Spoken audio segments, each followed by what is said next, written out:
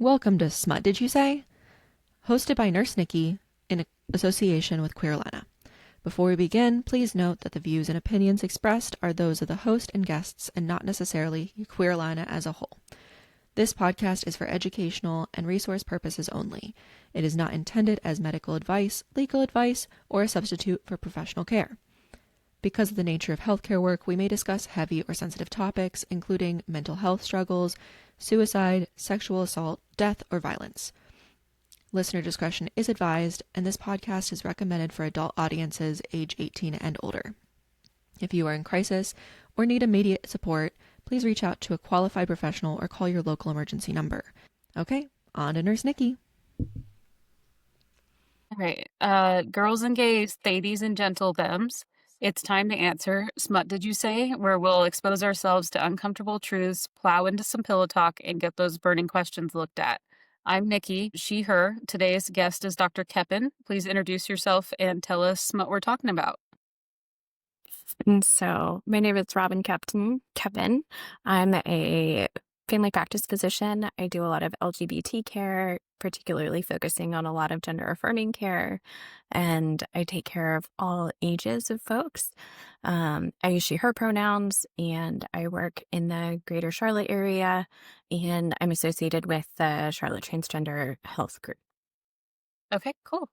So I wanted to bring Dr. Koeppen on to help educate people about why ending gender-affirming care and having laws restricting gender-affirming care is so dangerous. Can you tell us about the progression of being told that you were no longer able to provide gender-affirming care for people under the age of 19? Like, how did that come to happen? Like, how was it delivered to you? And what has been done since then? What are you guys doing? What are you allowed to do? Type of thing. And what directions were you given? So I was given a calendar invite on July 30th for a meeting on July 31st. That was like a closed Teams meeting, and during which the leadership read from a script, and all our videos were off, all our chat box was off, all our mics were off, and we were told that we had to stop gender affirming care for folks under 19 starting the following Monday, August 4th, and we had to inform all of our patients individually between August 4th and August 14th and provide them with their final 90-day prescription, or start the weaning process with them to stop their gender affirming care. And there was not much in the way of direction as far as like recommending other clinics or providers. And so currently we are not providing care for folks under the age of 19 in the advocate health system. Right. So that's interesting. Did you know that was coming? There was rumors, not from leadership or any administration, but from other providers who are kind of in a different association with the system, and so are either with residency programs or with the gender affirming clinic. They were kind of given an earlier heads up that these changes would be likely coming by the end of July. And were you told what the advocate health system was doing for these patients to support them during this time?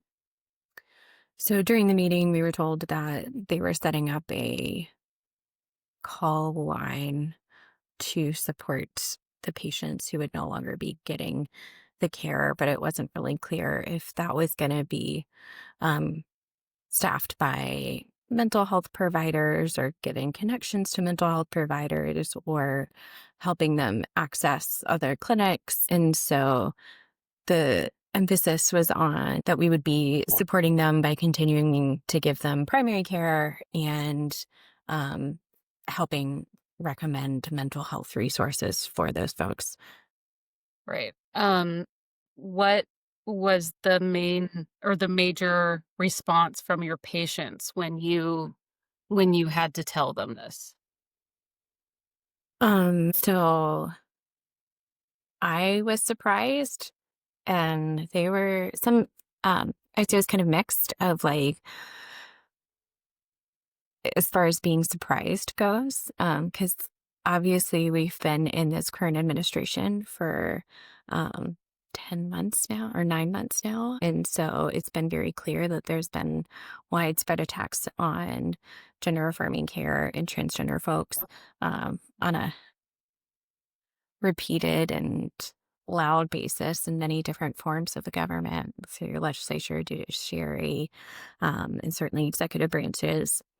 And so I think all trans folks are on high alert and have been on high alert since November of last year. So, in some ways, many of my patients were not surprised, but I think they were surprised by the abruptness and kind of lack of follow up. Obviously, it is just devastating news to hear that something you view as life-saving care is no longer being provided for you. And Right. so it feels like a very personal attack and makes you feel really unsupported and uncared for and discriminated against and really unwelcome. And so it's really hard news to hear that, the people that you are caring to trust and take care of you are kind of abandoning you. Yeah. Did a lot of your patients leave the practice? Yeah, or yes. Yeah. Was it all the more than just the patients that are under 19? Some of them, yeah. So some people are really upset with just Atrium in general for enacting this policy and the way the policy was enacted, and so are seeking other primary care and gender affirming care opportunities outside of the Atrium system because they're so upset with the policy. And unfortunately, like, money speaks louder than letters or patient feedback a lot of times. Absolutely. So the um the Teams meeting, you were sent an invite a day before, and then you were given less than a week to basically change your entire practice, and then it was your responsibility to let your patients know that this was happening. Is that correct? That's correct. Um,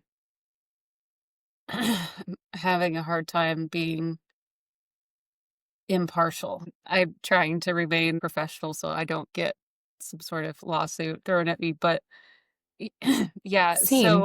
I'm doing my best to provide just objective facts and yeah, remain exactly. impartial, which That's is kind of what I'm really what I'm going for here is like we're difficult. talking about like what happened, right? And Hmm. what we've been told about the effects of what has happened. And we're doing our very best to leave out personal feelings about it. So, tell me about the the process in that is okay. So the whole thing behind this, the reason why this is happening is because there was I think it was a North Carolina like senator or something who was concerned that patients were being provided with the opportunity to change genders, right? Like before they were ready or before their brain was developed enough to make these decisions, right? And so in this bill that was proposed, they cited some article, one article, which they didn't even really cite. They kind of just mentioned it, not in APA format or anything, But they kind of just mentioned the fact that some people, and they said it was a lot of people, which it isn't, regret transitioning. And so they were saying that if we're going to assist people under the age of 18, 19, whatever, in transitioning, that they were more likely to end up detransitioning later and trying to sue the healthcare system for providing a surgery that they weren't truly informed about. Um, and it was kind of like uh it's not based in anything, really. They were just kind of pulling at strings, and I mean, that's objective because there, like I said, there was no source cited, and it was very religiously grounded. So, in your tenure of being a doctor and providing gender affirming care, has anybody that you've cared for detransitioned or Yes. tried to? Yes. Okay. Yes. What are the reasons that they detransition that you've seen? Um, I've had, I'd say less than 5 detransition. Because there's also a difference between detransitioning and then stopping hormonal care. Right. And so I have had a couple of folks detransition. I'd say the number one reason is from social and societal pressure of Hmm. feeling like they weren't getting enough support and were instead getting a lot of negative feedback from the folks around them, either from the folks they knew or the folks they didn't know. And they kind of lived in a constant fear of like not being able to pass or like live as the gender they wanted to live as and pass and present that way in a way that society would be accepting of. And so I've had several people kind of detransition because they were worried about their own safety, either physically or mentally.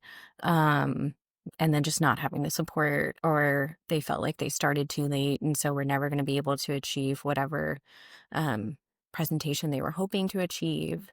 And then I've had some folks, 2 younger folks, so detransition, and just because they felt like their gender identity had kind of evolved and changed over time, Hmm. and they had no negative feelings about having transitioned in the first place, um, and felt a lot of personal accountability for the decisions they had made with the support of their parents and family and therapists and medical providers, and still decided to stop hormone therapy. Um, and then, depending on where they were, either start again on natal hormones or their body just started producing their own natal hormones again.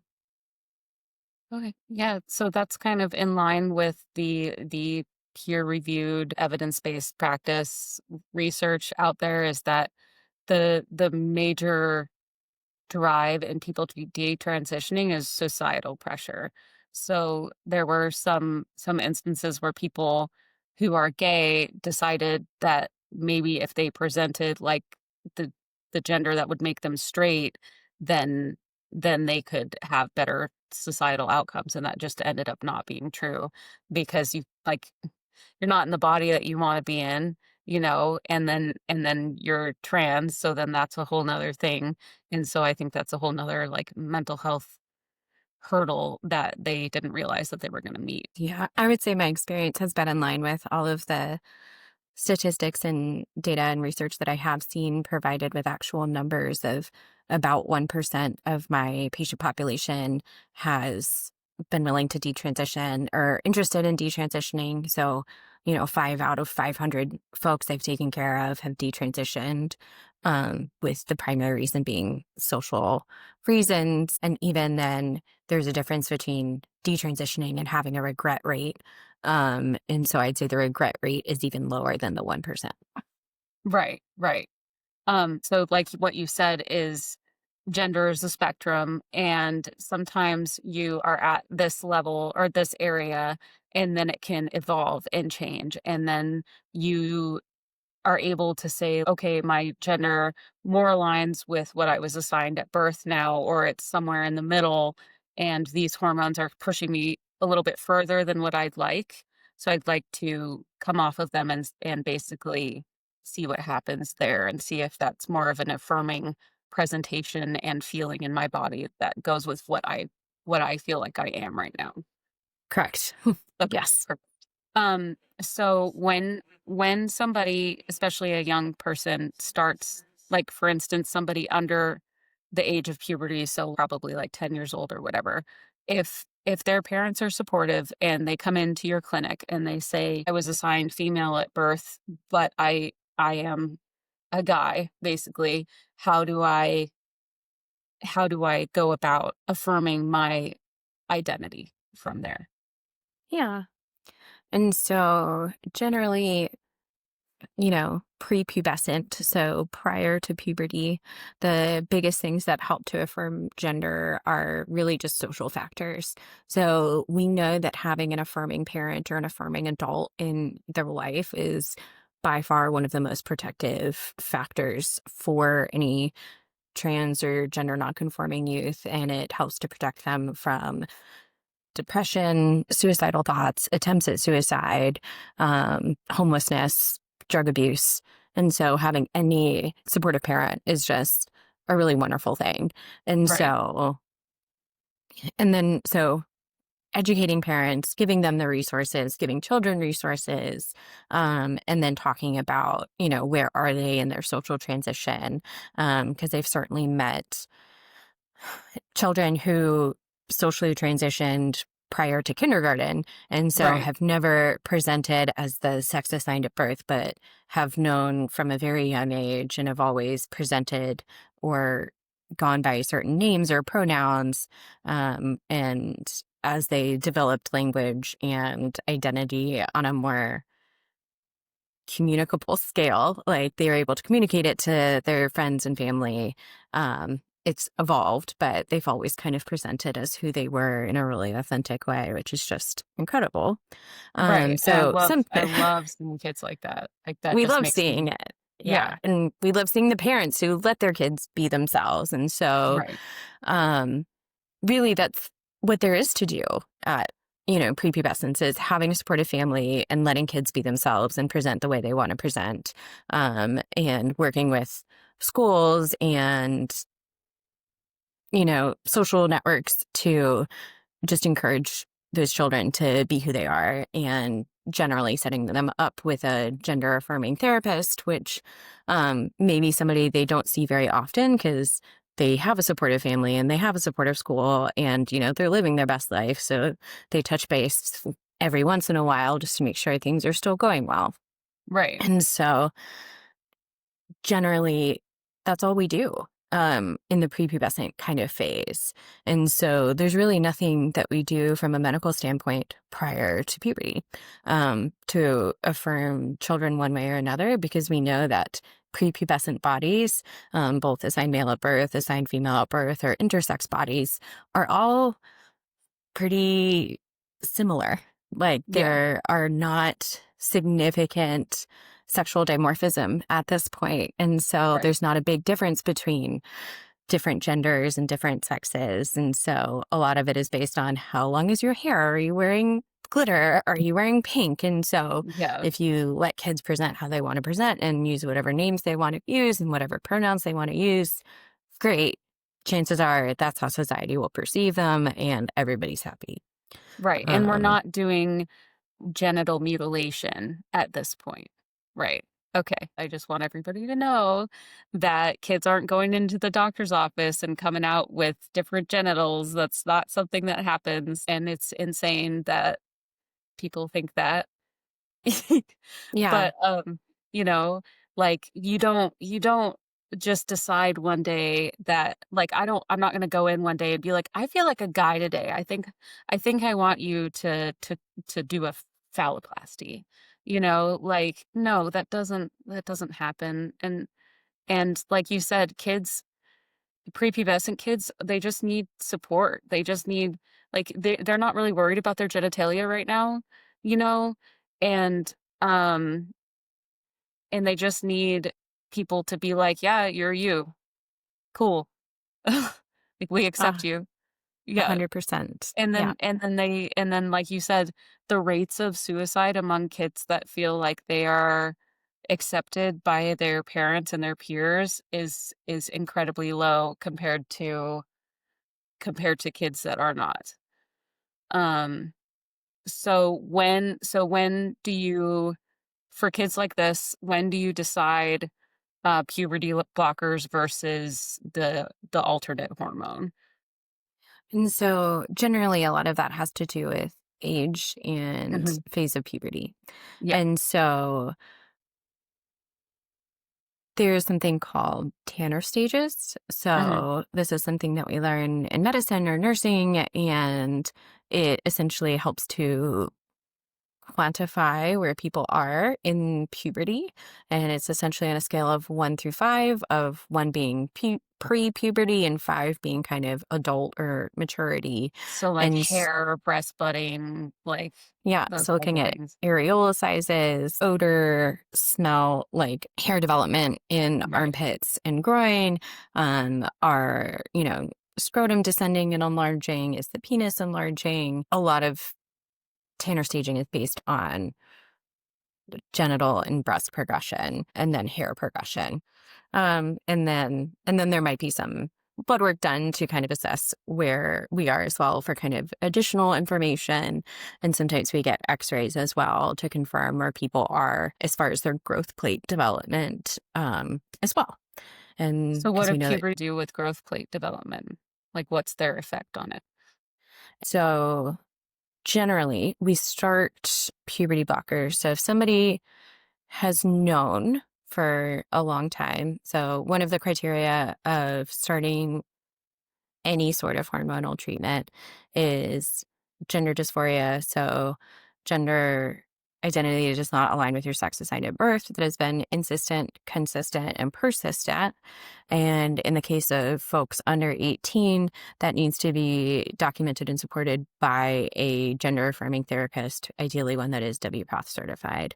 And so that means that this child has supportive parents who have gotten them to a therapist and have gone to the therapist multiple times. And then the therapist has developed a rapport with this patient and family and has seen that the patient is ready and understanding and truly set in their gender and has been for a persistent amount of time. And so usually at least 12 months. And Yeah. the therapist feels confident that referring them for gender affirming care is the appropriate thing to do. Right. And so then they see a gender affirming provider, which again may take another couple of months, if not longer, depending on where you are and what access to care looks like and how far you have to travel for gender affirming care. Right. And so you need to have all parental units. So anybody who has parental rights for a patient. And so if they have divorced parents, both parents need to be on board and consenting, as well as having a letter from the therapist. And then you'll be evaluated, or in addition to being evaluated by your provider and seeing that you're at a phase of puberty that a puberty blocker is appropriate, which is usually between Tanner stage 2 and 3. And Mhm. so we are not talking about prepubescence. We're talking about like, hey, we're starting to see some changes of puberty. Let's think about puberty blockers. Yeah. And so we start to think about puberty blockers because from what we know of data regarding trans and gender nonconforming youth is that experiencing puberty of a gender that you do not align with is usually a very, very dysphoric experience and significantly worsens depression and worsens dysphoria and increases rates of suicidality. And so we think about puberty blockers to kind of hold off on progression of puberty. And so they're called puberty blockers because that's literally what they do is they block puberty. They kind of stop your pubertal development where it is at its current phase. And so you kind of are paused at a pre-puberty growth and development, which allows us more time essentially for maturity, like mental maturity. Hmm. And again, just kind of confirming and allowing, again, 2 to 3 years of, do you still have persistent gender identity? Do you still have persistent gender dysphoria? And so again, this is not something that we're rushing into, and puberty blockers just give us even more time and more assurance that we're on the right path and doing the right thing. Right. And so back to your original question of what do puberty blockers do for growth plates is essentially they keep them open. And so ideally they don't fuse early.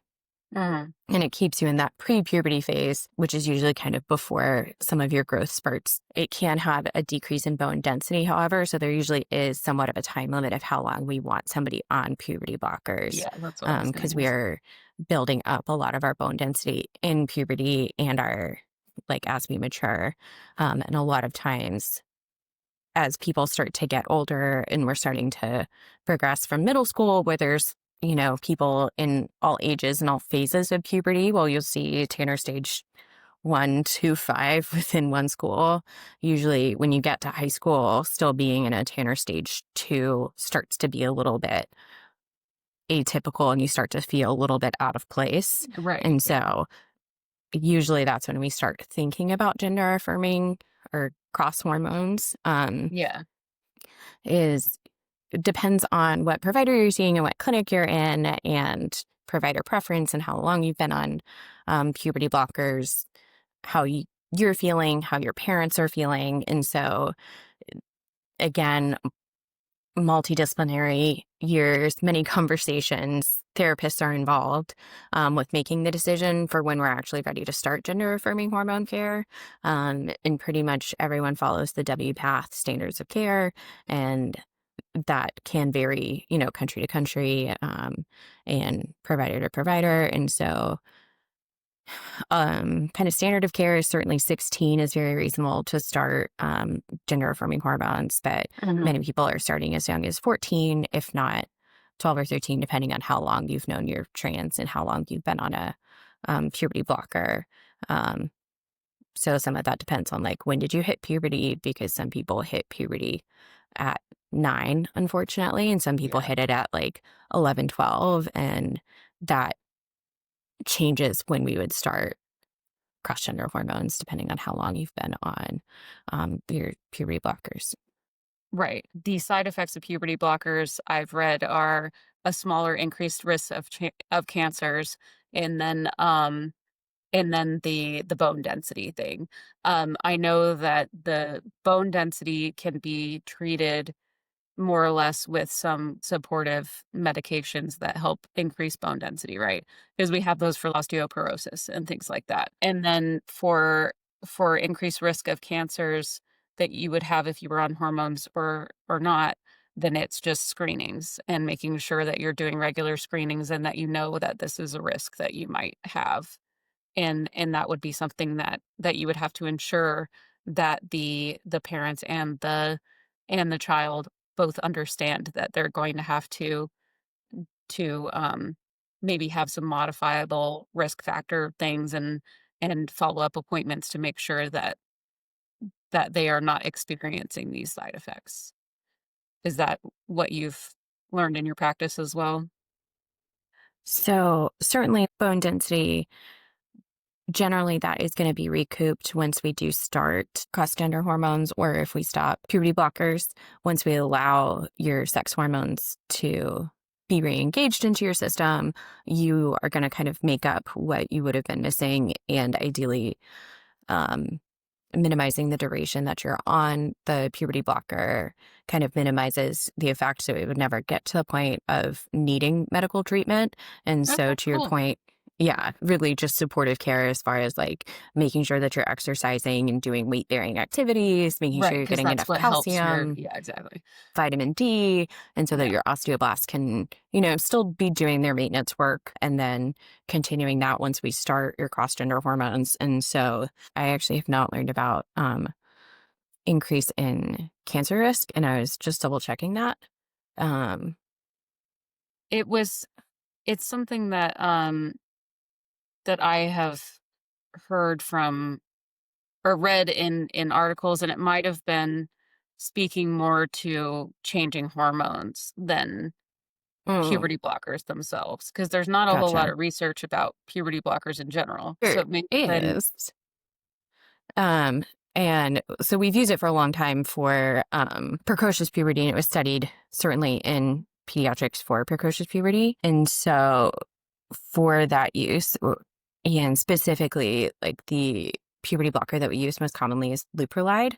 And Mhm. so, or Lupron Depot. So you use Depo, like the Depo shot for birth control? No. So Depo is just a doctor word we use for a long-acting injectable medication. Oh, So I Depo did can be not know used that. after many different medication names. And so specifically Lupron is what we use, the Okay. medicine. Okay. Generally, we do use the Depo version, so Yeah. the injectable 3-month version. Right. But it is the Lupron that we use. And I do not believe that the Lupron itself has any increased cancer risks. That's awesome. Um, yeah, like I said, I'll have to look into what sources I was looking at, but it was more like just talking about any risks for gender affirming care. So I think I think it Gotcha. was more talking about like the hormones themselves, because if you are female, you have higher risk for certain cancers. And if you are male, you have certain higher risk for certain cancers. So if you are assigned female at birth and then taking testosterone to affirm your gender, you're going to have higher risk for like heart disease and things like that, like the things that are associated with male diseases. And same with, like if you're taking estrogen, you're going to have higher risk of breast cancer and blood clots and all that kind of thing. So those are things that you need to ensure that your patients are aware of, right, when they're starting these hormones. And when they decide to start the hormones, are they then signing some consent, or like the parents are signing consent, or the adult at 18 or 19 is signing consent saying that they understand these things? So, yes, I do agree with everything that you'd said. That being on gender affirming hormones, so generally cross gender hormones, does increase your risk of certain medical problems. And so, with speaking of testosterone increases your risk of um, certain medical issues that we associate with being male, including cardiovascular disease. It also increases your risk of hyperlipidemia as well as sleep apnea. It increases your risk of having tendon rupture. And then with estrogen, certainly she touched on some important things such as breast cancer risk increases as you develop more breast tissue and you're exposed to estrogen. So we know that many breast cancers are estrogen receptor positive, and it also increases your risk of gallbladder disease as well as migraines, autoimmune disease, and potentially increased joint laxity. And so some collagen disorders may get worse on estrogen therapy. And then we will screen for cancer risk appropriately. So, generally, after somebody has been on estrogen for 5 to 10 years, we will start mammograms if they're over the age of 40. So what does it look like when you are discussing starting hormones? Are they signing consents, whether they're an adult or they're with their parents, that kind of thing? Yeah. And so I do go through an informed consent as well as usually I have them read through kind of a overview of expectations of changes that they can expect from being on gender affirming hormones or puberty blockers. And so usually I get the overview from UCSF Transgender Care. They have a wonderful website with a ton of information. And then the informed consents I usually get from Fenway Health.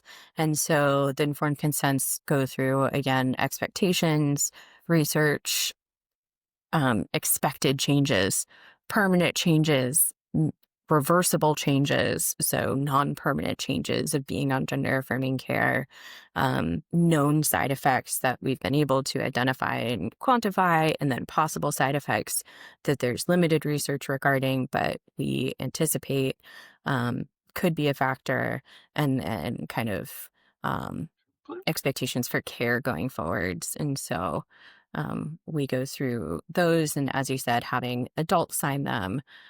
So if they're over the 18, they sign for themselves. And then if they're under 18, again, we need all parents to sign as well as the patient. So, okay. So there is informed consent. They know what they're signing up for, basically. And as we talked about before, Yes. the rates of detransitioning are often not because of regret. They're because of changes in in gender identity that are naturally evolving with the gender spectrum, and they are or they feel like the societal pressure um, to not be trans basically is too much. Correct. Yep. Yep. And then, are there any serious side effects that you've had to deal with your patients, like any life-threatening side effects as that you feel like resulted from taking hormones? So I would say kind of the biggest side effect that I've seen is so with estrogen, you have an increased risk of, as you mentioned, breast cancers and estrogen receptor positive cancers.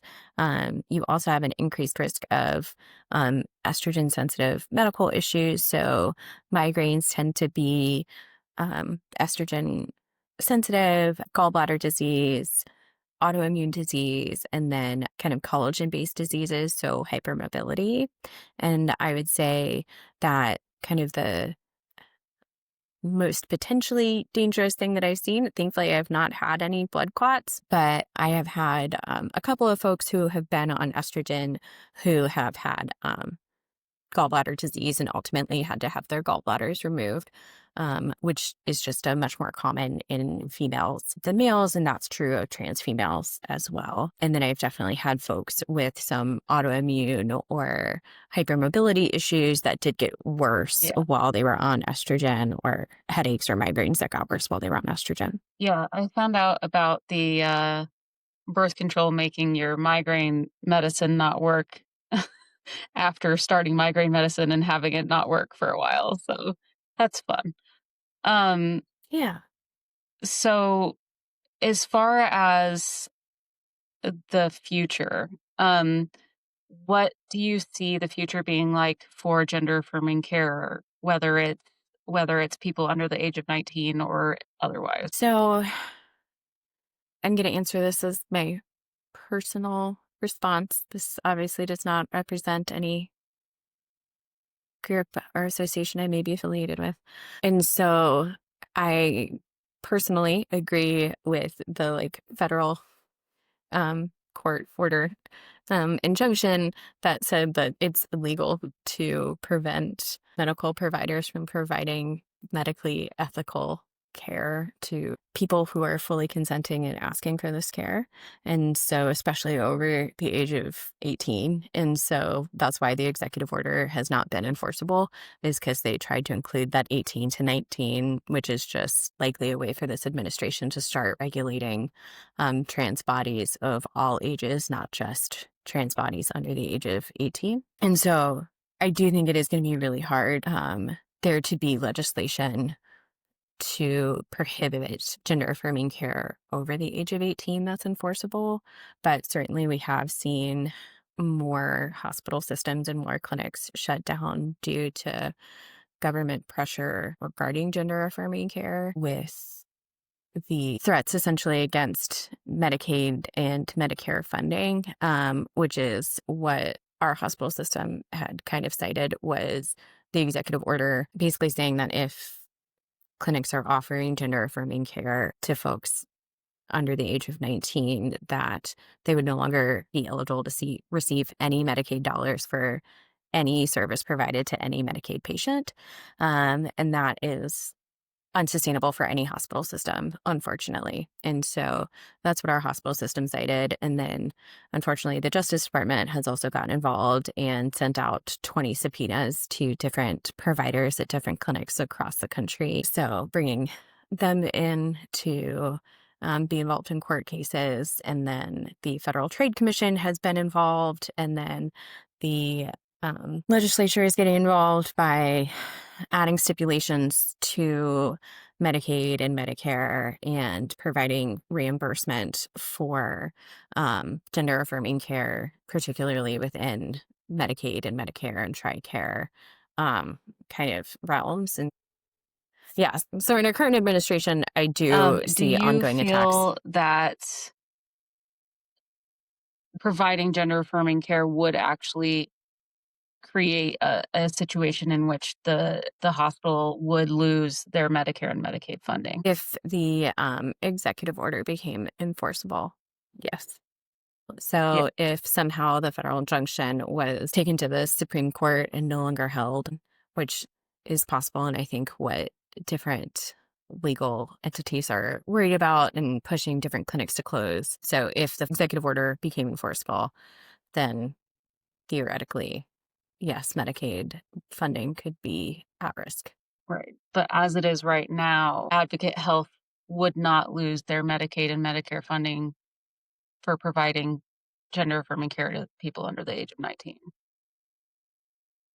That is my understanding. They currently are not at risk of losing their Medicaid or Medicare funding. And what risks do you think are present in the trans community with these healthcare executives deciding to end care for any trans people? Like, what do you think the effect on the trans community as far as healthcare goes, and mental health care and physical health care is going to be like? And so I think it's going to be seen in multiple ways. So one of the ways that we've already seen it is we've already seen an increase in suicidality and suicide attempts in the trans community. And if you ask, you know, trans folks out there, they may be able to cite some friends that they've lost to suicide within the last 9 months because people have gotten to a point of significant hopelessness about their future um, in our country. And I believe I saw an increase from 60% to 70% was the last number I'd seen of trans youth under the age of 18 who had considered suicide in the last year. So 70% of trans youth have considered suicide in the last year. And that increased starting in November of last year, just in anticipation of this administration and certainly with ongoing attacks from the administration. So worsening mental health states for sure. So increases in depression and suicide. And generally with that, we also see increases in a lack of family support, homelessness, and drug abuse as well. And then we also see kind of medical system avoidance kind of as associated with it as well. So we certainly know that people have been trans for a long time and accessing gender affirming care and hormonal care for a long time. And it's really only been in the last 10 years that it's been significantly accessible, and even significantly is a strong word, but relatively accessible within the medical community. And so people have been self-medicating for a long time with medications that they get through alternative sources, and have been doing DIY hormones for a long time. So I know and hear from patients and folks in the community of planning to transition back to DIY hormones instead of seeking care through their primary care doctor or their hormone affirming doctor, which may be slightly riskier. They might not be getting as regular lab work. They may not be monitoring levels. And then if you are doing DIY hormones, you might be less likely to go to the doctor for actual medical problems is generally what we see, because you anticipate having just a negative response from medical providers if they find out that you are doing things outside of the kind of realm of acceptable care. Because we can't control that. Yeah. So avoiding the doctor even when you are sick, not monitoring levels, getting hormones not through FDA regulated pharmacies, and worsening mental health states is kind of a brief kind of negative consequence of what I anticipate happening. And DIY hormones, like you said, are risky. I mean, I guess they can be done correctly, but they're not being monitored. And they're expensive, and we don't have a lot of research about them and stuff like that. Have you heard about insurance companies ending coverage for people's gender affirming hormones that are above the age of 19? Generally, kind of our biggest concerns as far as insurance companies are Medicaid, Medicare, and TRICARE, no longer covering gender affirming care and hormones and lab levels. And so those are changes that we anticipate will likely be kind of rolling out over the next year, I suspect. Unfortunately, private insurance companies tend to follow Medicaid and Medicare, and insurance companies are here to make money and not here to take care of folks. And so, unless you are generally working for an affirming, very LGBT friendly company that ensures that you will have gender affirming care through their insurance policy, it's very likely that over the next couple of years that private entities are going to start following suit because they can, but they don't have to. So generally each company kind of makes their own policy with insurance providers, and generally their goal is always to provide less care. And if they have a precedent to do so, they may do so. Yeah. This is all super fun to talk about, you know. But it's really important. People need to understand if you're not if you're not a trans individual, what is happening in the government and the response from any medical association, but especially large healthcare organizations that provide the most care for a certain area. When they start making decisions like this, it's really scary. And for not only the patients that are experiencing it, but also the patients that are near to it, like other trans people who are relying on their hormones to affirm their identity, LGBT people who are wondering, when it's going to trickle down to, not letting your spouse be in the room if they're the same gender or whatever, like where is it going to end, and how long is it going to take to get there, but the most important thing is that we all need to support each other regardless of what the laws are saying. um and And as healthcare providers, I think it's really important for us to speak up and let both the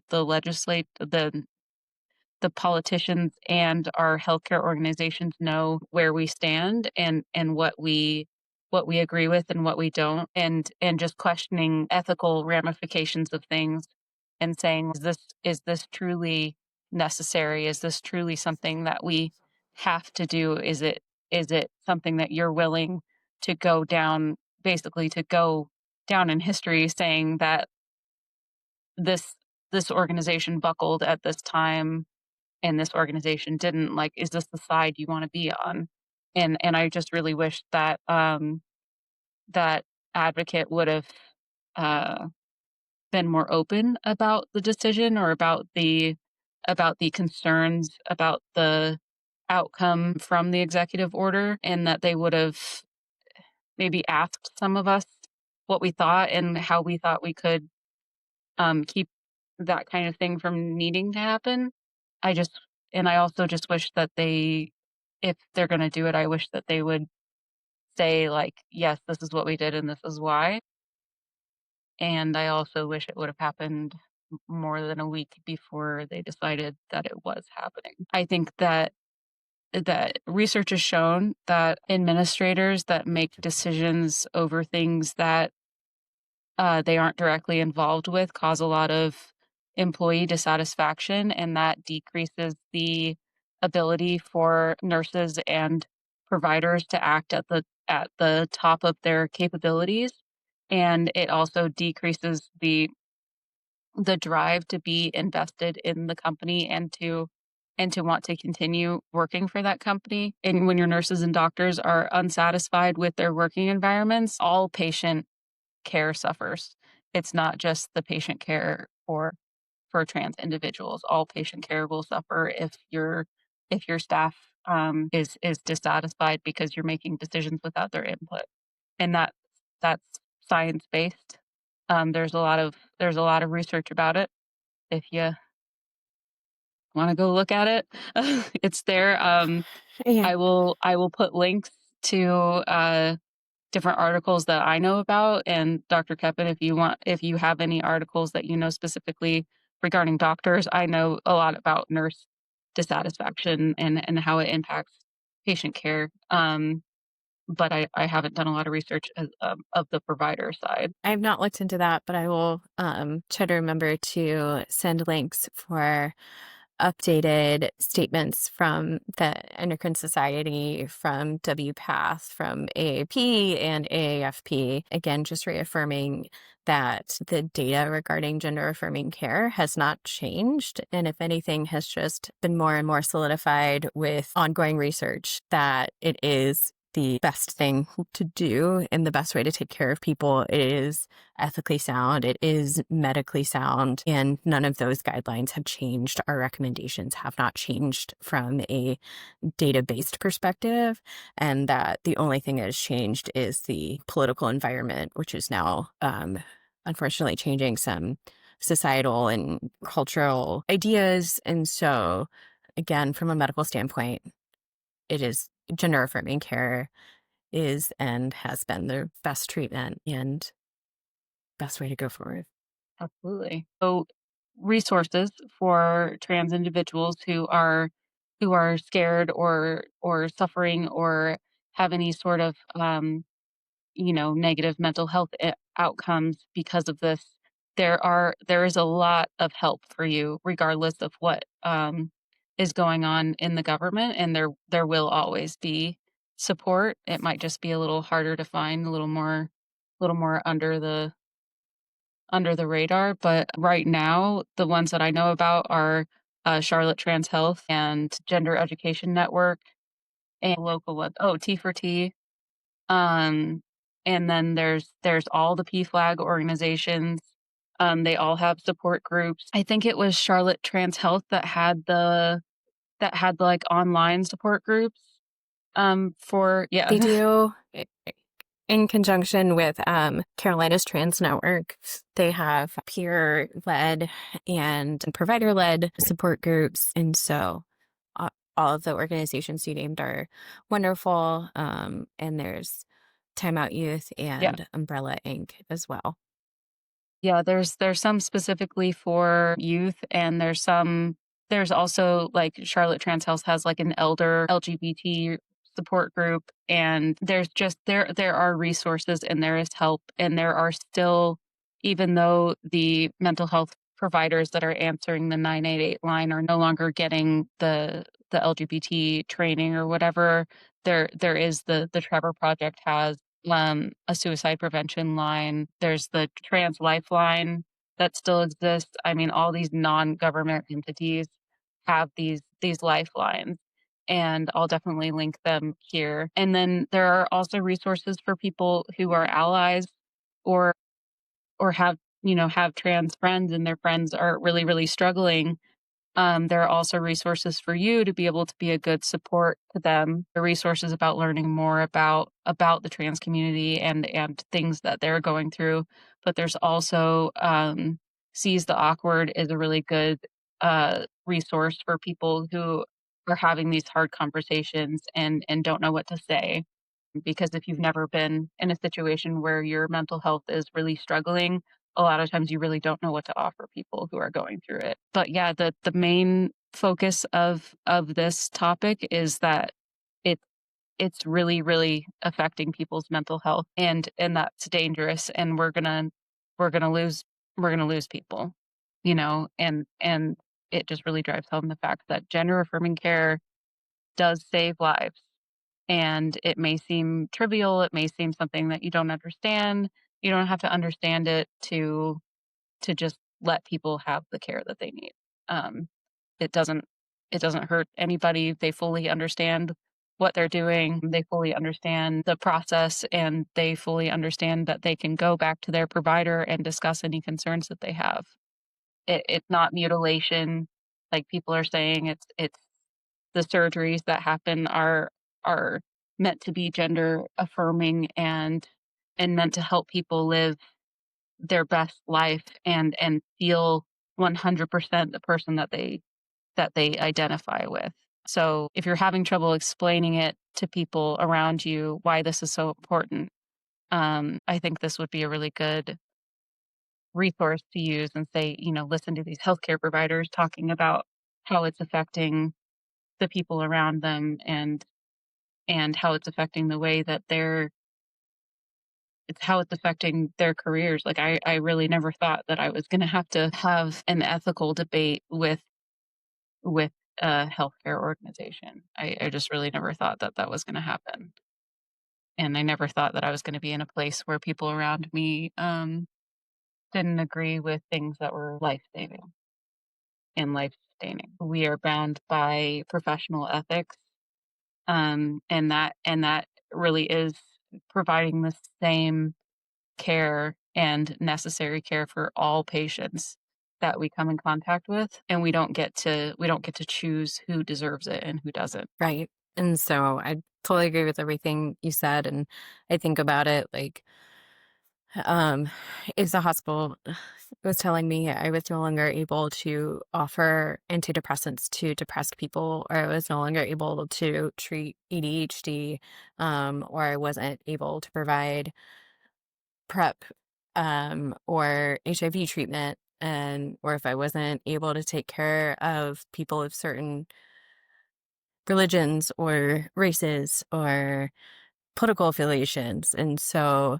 it's really just a very scary trajectory to go down, to have politics dictate hospital policy and then provider patient interactions. It's a hard time to be queer. There's lots of hope, and lots of optimism as well, and like incredible support and community support, which Nikki had spoken about. You definitely are seeing negative fallout in the community, and just a lot of fear and a lot of anxiety and a lot of insomnia, a lot of Rabbit hole.